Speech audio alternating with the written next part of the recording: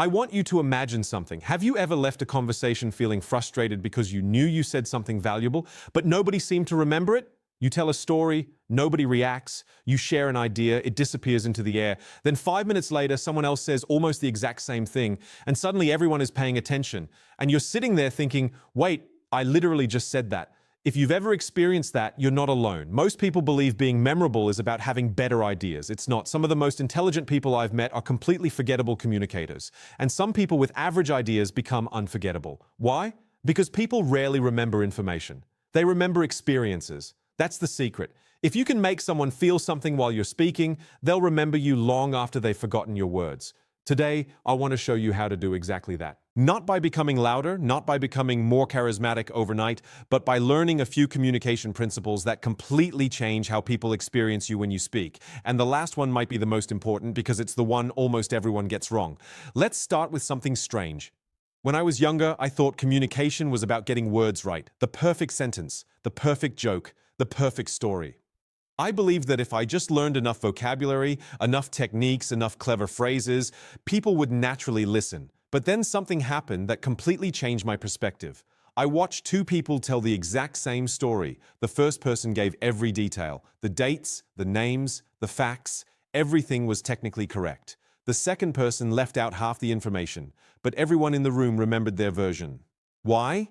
Because the second person painted pictures.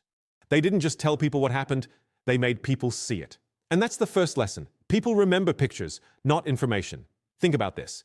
If I say, I was nervous, you'll understand it, but you'll probably forget it. Now imagine I say, my hands were shaking so much I almost dropped the microphone. Suddenly you can see it. Your brain creates an image, and images stick. This is why great communicators don't simply explain ideas, they visualize them. Instead of saying, confidence is important, they say confidence is the bridge between what you know and what the world sees. Now your brain has something to hold on to, a bridge, a picture, a memory. The next time you're speaking, ask yourself one simple question. Can people see what I'm saying? If the answer is no, make it more visual. Because when people can see your message, they can remember your message. But that's only part of the puzzle. There's something even more powerful than visual language. Stories. Now, before you roll your eyes and think, of course stories matter, stay with me. Because most people misunderstand why stories work. Stories don't work because they're entertaining. Stories work because they're emotional delivery systems. Imagine I tell you, failure helps you grow. Nice idea. You've heard it 1,000 times. Now imagine I tell you about a job interview I completely failed. I walked in confident, answered every question badly, left feeling embarrassed, sat in my car staring at the steering wheel wondering if I was good enough. Months later I realized that interview forced me to develop skills I never would have learned otherwise. Suddenly the lesson feels different, because now there's emotion attached to it, and emotion is glue for memory. Think about your own life. Can you remember every piece of advice you've ever received? Probably not, but I bet you remember stories. Stories from childhood, stories from teachers, stories from friends, stories from movies. Why? Because stories activate more than logic. They activate imagination, empathy, emotion, connection. People don't remember lessons, they remember journeys. This means that if you want people to remember you, stop trying to sound impressive. Start sharing experiences. You don't need extraordinary adventures. You don't need dramatic life events. You simply need moments that reveal something human. The conversation that changed your perspective, the mistake that taught you a lesson, the awkward moment that made you laugh at yourself. Those are the stories people remember. And here's what's fascinating. The more human your story feels, the more universal it becomes. Which brings me to the next lesson. People remember how you make them feel about themselves. This one changed everything for me. Most communicators focus entirely on themselves, their ideas, their experiences, their achievements, their knowledge. But memorable communicators do something different. They constantly bring the spotlight back to the listener. Think about the most unforgettable conversation you've ever had. Was it with someone who talked endlessly about themselves? Probably not. It was likely with someone who made you feel seen, someone who understood something about you, someone who made you think differently about your own life. People love talking to those who make them feel interesting, and yet most people are trying so hard to be interesting themselves. It's backwards. Imagine meeting someone who remembers your name, remembers something important you mentioned, asks thoughtful questions, listens carefully, makes you feel like your words matter. You'll remember that person, not because they dominated the conversation, but because they made you feel significant. The next time you're speaking with someone, try this. Instead of asking, "How do I sound smarter?" ask, "How can I make this person feel understood?" That tiny shift changes everything. Because memorable communication isn't self-expression. It's shared experience. And now we arrive at something that separates good communicators from unforgettable ones. Contrast. Most people speak in straight lines.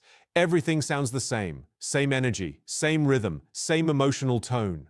After a while, the brain stops paying attention because the brain notices change. Imagine watching a movie where every scene has the same volume, same emotion, and same pace. You'd get bored quickly. Conversation works the same way. Great speakers create contrast. They slow down, then speed up. They become serious, then playful. They build tension, then release it.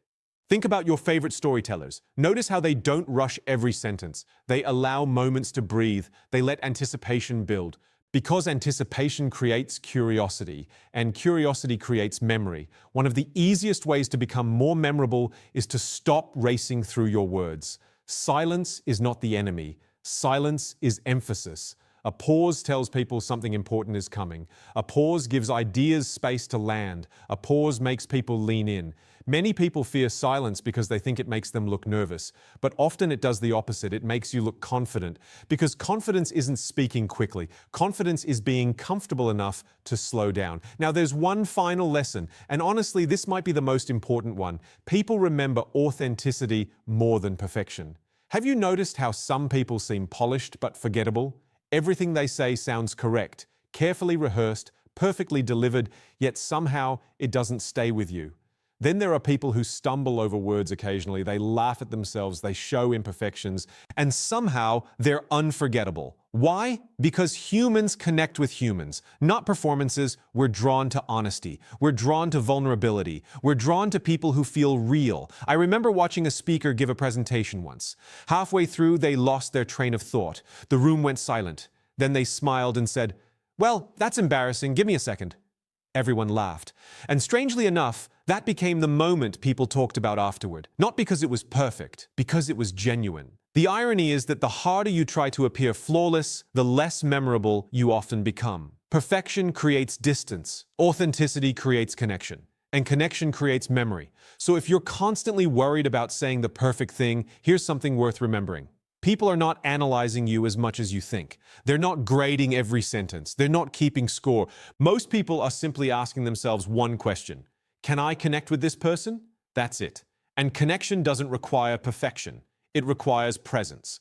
Let's put all of this together. If you want people to remember you, don't focus on sounding smarter. Focus on creating pictures. Use stories instead of just facts. Make people feel understood. Create contrast in the way you speak. And allow yourself to be real. Because memorable communication isn't about impressing people. It's about leaving a mark. Think about the people you've never forgotten. Maybe it was a teacher, a friend, a mentor, a family member. What made them memorable? It probably wasn't their vocabulary. It probably wasn't their credentials.